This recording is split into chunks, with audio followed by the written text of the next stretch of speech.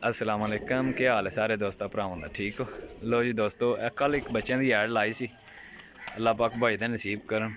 ठीक है जनाब, चौधरी यासीन साहब गुजरात तो ये उन्होंने इंशाल्लाह कार्गो करवा रहे हैं। 10 बच्चे सी माशाल्लाह।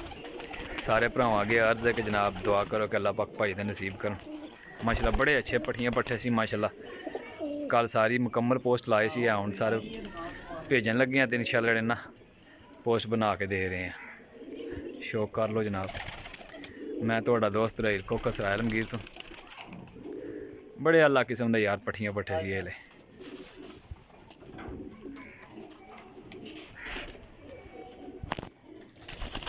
लो जनाब